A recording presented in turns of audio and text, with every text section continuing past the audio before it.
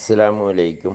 എല്ലാ മാന്യ പ്രേക്ഷകർക്കും മുസ്ലിം വിശ്വാസം എന്ന ഈ ചാനലിലേക്ക് സ്വാഗതം. ഈ ചാനലിനെ കുറിച്ച് ഇതുവരെയും അറിയാത്തവർക്കായി കുറച്ച് കാര്യങ്ങൾ പറയാം.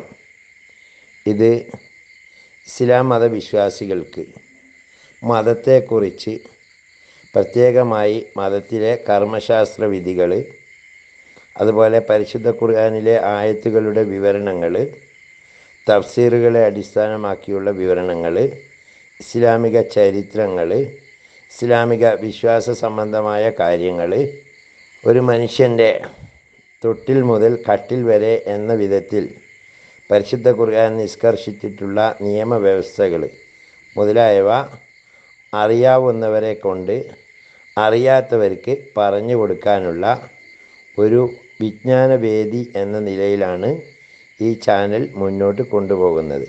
നിരവധിയായ ഉസ്താദുമാർ ഇതിനു വേണ്ടി കണ്ടൻറ്റുകൾ നൽകി വരുന്നു.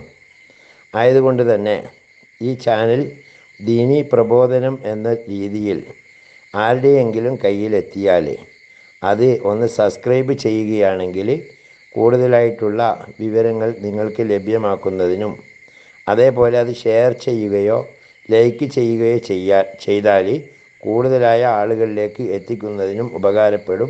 അള്ളാഹു തൗഫീക്ക് നൽകട്ടെ. ഇനി നമുക്ക് വീഡിയോയിലേക്ക് കടക്കാം. കൂഫ പട്ടണത്തിൽ, കൂഫ എന്ന് പറയുമ്പോൾ ഇറാഖാണ്, ഓർമ്മിക്കണം. അവിടെ വിശ്വസ്തനായ ഒരു കൂലിക്കാരനുണ്ടായിരുന്നു. ആളുകൾക്ക് അയാളെ വലിയ വിശ്വാസമായിരുന്നത് കൊണ്ട് കച്ചവടക്കാർ അവരുടെ സാധനങ്ങളും പണവും എല്ലാം അയാൾ വശം കൊടുത്തയക്കുക പതിവായിരുന്നു. ഒരു ദിവസം അയാൾ യാത്ര ചെയ്ത് കൊണ്ടിരിക്കുമ്പോൾ വഴിയിൽ വെച്ച് മറ്റൊരു യാത്രക്കാരനുമായി കണ്ടുമുട്ടി. നിങ്ങൾ എവിടെയാണ് പോകുന്നതെന്ന് ആ യാത്രക്കാരൻ ചോദിച്ചപ്പോൾ ഇന്ന പട്ടണത്തിൽ പോവുകയാണെന്ന് മറുപടി പറഞ്ഞു. അപ്പോൾ ഈ യാത്രക്കാരൻ പറഞ്ഞു, ഞാനും അവിടത്തേക്ക് തന്നെയാണ്. താങ്കളോടൊപ്പം നടന്നു വരാൻ എന്നെക്കൊണ്ട് കഴിയില്ല.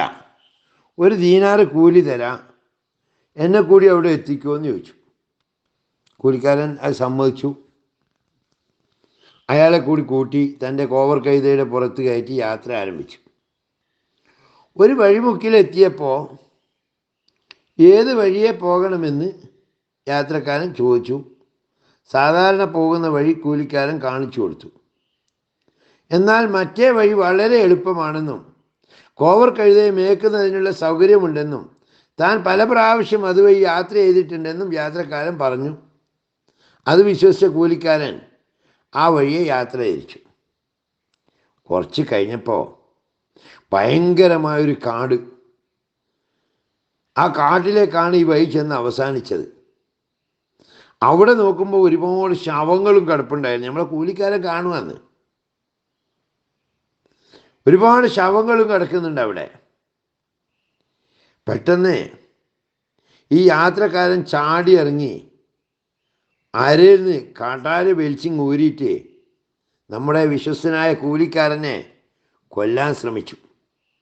കൂലിക്കാരൻ പേടിച്ച് വിറച്ചുകൊണ്ട് പറഞ്ഞു, അല്ല ചങ്ങായി, നീ എന്തെന്നാ ചെയ്യുന്നത്? നിന്നെ ഞാൻ ഈ പറഞ്ഞ പോലെ എത്ര സഹായിച്ചാന്ന്.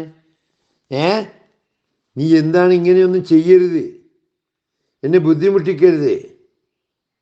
എനിക്ക് വേണമെങ്കിൽ ഒരു കാര്യം ചെയ്തോ, എന്താണ് എൻ്റെ ഉദ്ദേശം? അപ്പം ഇയാൾ പറഞ്ഞു, ഞാൻ നിന്നെ കൊന്നിട്ട് എൻ്റെ സമ്പത്തെല്ലാം എടുക്കാൻ പോവുകയാണ്.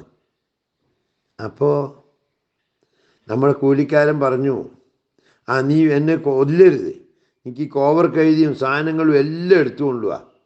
എൻ്റെ ഉദ്ദേശം അതാണല്ലോ, എന്നെ കൊല്ലാതെ വിട്ടയച്ചാൽ മതി എന്ന് കരഞ്ഞപേക്ഷിച്ചു.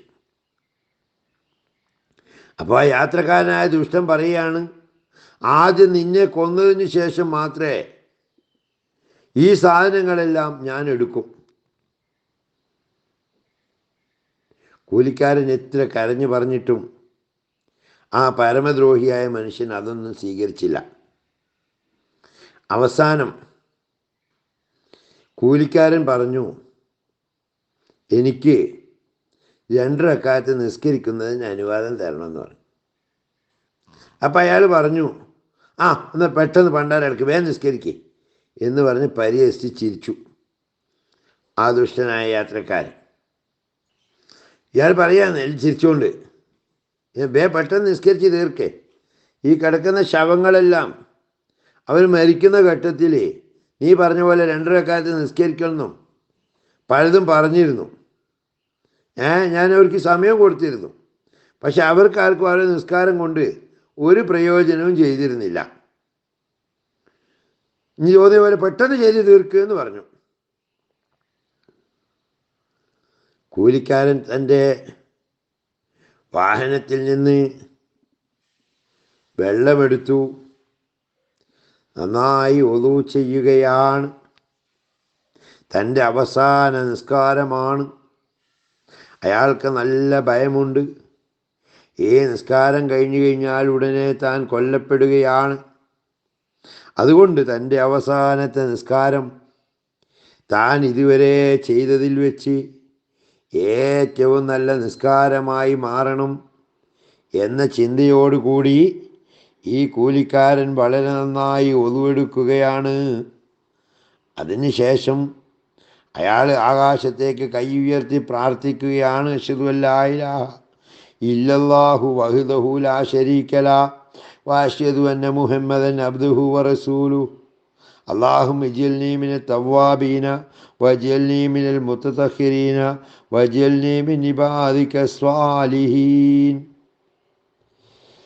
സുബ്ഹാനക അല്ലാഹുമ്മ വബിഹംദിക അശ്ഹദു അല്ലാ ഇലാഹ ഇല്ലാ അൻത അസ്തഗ്ഫിറുക വഅതൂബു ഇലൈക് എന്നിങ്ങനെ ദുആ ചെയ്തുകൊണ്ട് അയാൾ വുളു പൂർത്തിയാക്കി. തൻ്റെ ചുറ്റുഭാഗത്തും അയാൾ നോക്കുമ്പോൾ എന്താ കാണുന്നത്? നിരവധിയായ ശവങ്ങളാണ്. ഈ കഠോര ഹൃദയനായ യാത്രക്കാരൻ ഓരോ യാത്രക്കാരെയും പറഞ്ഞു പറ്റിച്ച് കൊണ്ടുവന്ന് കൊന്നിട്ടതാണ്. ഈ ശവങ്ങൾ ഓരോന്നും കണ്ടപ്പോൾ ഇതിലേക്കും ഇയാളുടെ ശ്രദ്ധ തിരിയുന്നു. പക്ഷേ തൻ്റെ മനസ്സിനെ ഒതുക്കി നിർത്തിക്കൊണ്ട് അയാൾ നിസ്കാരത്തിൽ തന്നെ ശ്രദ്ധിക്കുകയാണ്. ഫാത്തിഹ ഓതി. അയാൾ നിസ്കാരത്തിൽ ഫാത്തിഹ ഓതി. ഒരുപാട് സൂറത്തുകൾ അയാൾക്ക് കാണാതെ അറിയാം. പക്ഷേ ആ മരണഭയം കൊണ്ട് സൂറത്തൊന്നും ഓർമ്മ വരുന്നില്ല. അയാൾ ഫാത്തിഹ ഓതിക്കഴിഞ്ഞു, പക്ഷേ സൂറത്തൊന്നും ഓർമ്മ വരുന്നില്ല, പേടിയുടെ കടുപ്പം കൊണ്ട്. എന്നാൽ തൻ്റെ കയ്യിൽ വാളും പിടിച്ചുകൊണ്ട് ആ ദുഷ്ടനായ യാത്രക്കാരൻ ഗർജിക്കുന്നു,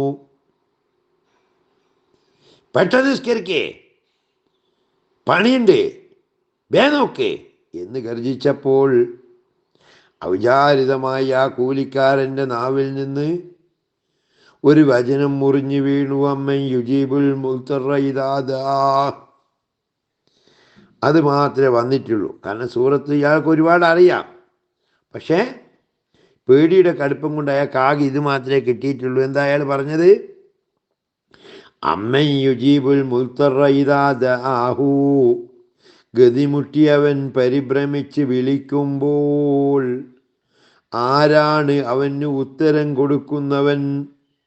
സൂറത്ത് നംൽ 62-ാമത്തെ ആയത്താണ്. അതാണ് അയാളോട് പറഞ്ഞു പോയത്. അമ്മൻ യുജീബുൽ മുൽത്തറ ഇദാ ദാഹു.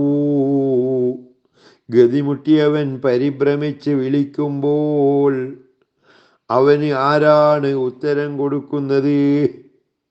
അള്ളാഹു അല്ലാതെ മറ്റാരാണ് എന്നാണ് ആ വചനം പൂർത്തിയാകുന്നത്. പക്ഷെ അയാൾക്ക് ഇത്ര മാത്രമേ പറയാൻ പറ്റിയുള്ളൂ. പേടിച്ചിട്ട് ബാക്കിയൊന്നും ഇയാളുടെ മനസ്സിൽ ഓർമ്മയില്ല. അപ്പോൾ അതിവേഗത്തിൽ അവിടെ ഒരു യാത്രക്കാരൻ പ്രത്യക്ഷപ്പെടുകയാണ്. പെട്ടെന്ന് അവിടെ വേറൊരു യാത്രക്കാരൻ എത്തി. അദ്ദേഹത്തിൻ്റെ തലയിൽ തിളങ്ങിക്കൊണ്ടിരിക്കുന്ന ഒരു ഇരുമ്പ് തൊപ്പിയും ഉണ്ടായിരുന്നു. അദ്ദേഹം കയ്യിലിരുന്ന കുന്തം കൊണ്ട് ആ ദുഷ്ടനെ കുത്തിക്കൊലപ്പെടുത്തി. ആ ദ്രോഹി ചത്തുവീണ സ്ഥലത്ത് നിന്നും തീജ്വാല പുറപ്പെടുന്നതായി കൂലിക്കാരൻ കാണുകയാണ്. എന്താ പെട്ടെന്ന് സംഭവിച്ചത്? അമ്മ യുജീബുൽ മുൽത്തറ ഇദാ ദാഹു എന്ന വചനം ഇയാളുടെ വായിൽ നിന്ന് വീഴേണ്ട താമസം. തലയിൽ ഇരുമ്പ് തൊപ്പിയോടുകൂടി പെട്ടെന്ന് അവിടെ കുതിരപ്പുറത്തൊരു യാത്രക്കാരൻ വരികയാണ്. അയാളുടെ കയ്യിലുള്ള കുന്തം കൊണ്ട് ഈ ദുഷ്ടനെ കുത്തിക്കൊലപ്പെടുത്തുകയാണ്. ഇയാളെ കൊല്ലാൻ വേണ്ടി നിൽക്കുന്ന വാളും പിടിച്ചുകൊണ്ട് നിൽക്കുന്നയാളെ കുത്തിക്കൊലപ്പെടുത്തി. അയാൾ ചത്ത് വീണ സ്ഥലത്ത് പെട്ടെന്ന് തന്നെ തീജ്വാല പുറപ്പെടുന്നു. അത് കണ്ട യാത്രക്കാരൻ പെട്ടെന്ന് സുജൂദിലേക്ക് വീണു. അയാൾ നിസ്കരിച്ചുകൊണ്ടിരിക്കുകയാണല്ലോ. അയാൾ സുജൂദിലേക്ക് വീണ് അള്ളാഹുവിനെ വാഴ്ത്തുകയാണ്. നിസ്കാരം കഴിഞ്ഞ് ആ യാത്രക്കാരൻ്റെ അടുക്കൽ ഓടിയെത്തി ചോദിച്ചു. ഇയാൾ കൂലിക്കാരൻ്റെ 2 റക്അത്ത് നിസ്കാരം കഴിഞ്ഞിട്ട് മറ്റേയാളുടെ അടുത്ത് എന്നിട്ട് ചോദിക്കുകയാണ്, നിങ്ങൾ ആരാണ്, എങ്ങനെയാണ് ഇവിടെ എത്തിയത്? അപ്പം അയാളെ മറുപടി എന്താണെന്നറിയാം നിങ്ങൾ? ഞാൻ ഗതിമുട്ടിയവൻ പരിഭ്രമിച്ച് വിളിക്കുമ്പോൾ അവന് ഉത്തരം കൊടുക്കുന്നവൻ്റെ ദാസനാണ്. ഇയാളെ മറുപടി നേരത്തെ ഇവൻ്റെ വായിന്ന് ഇവൻ പ്രാർത്ഥിച്ചെന്താ? ഇവന് ഓതിയ ആയത്തേതാ? അമ്മ യുജീബുൽ മുൽത്തറൈദാ. ഗതിമുട്ടിയവൻ വിളിച്ച് പ്രാർത്ഥിക്കുമ്പോൾ ഉത്തരം കൊടുക്കുന്നവൻ ആരാന്ന് ചോദിച്ചതിന് ഇതാ മറുപടി കിട്ടിയിരിക്കുന്നു, ഇതാ മറുപടി വന്നിരിക്കുന്നു. ഞാൻ ആരാ, നിങ്ങൾ ആരാന്ന് ചോദിച്ചപ്പോൾ ഗതിമുട്ടിയവൻ പരിഭ്രമിച്ച് വിളിക്കുമ്പോൾ അവന് ഉത്തരം കൊടുക്കുന്നവൻ്റെ ദാസനാണ്. നീ എവിടെ പോകാൻ ഉദ്ദേശിക്കുന്നുവോ യാതൊരു ഭയവുമില്ലാതെ അങ്ങോട്ട് പോയിക്കൊള്ളൂ എന്ന് പറഞ്ഞ ശേഷം ഈ യാത്രക്കാരൻ അപ്രത്യക്ഷനായി. ഇത് നുസ്രത്തുൽ മജാലിസ് എന്ന് പറയുന്ന കിതാബിൽ പറഞ്ഞ ഒരു സംഭവമാണ്. നമ്മൾ ഏത് പ്രതിസന്ധി ഘട്ടത്തിലും വിളിക്കേണ്ട രൂപത്തിൽ വിളിച്ചാൽ അള്ളാഹു ഉത്തരം ചെയ്യും മക്കളെ.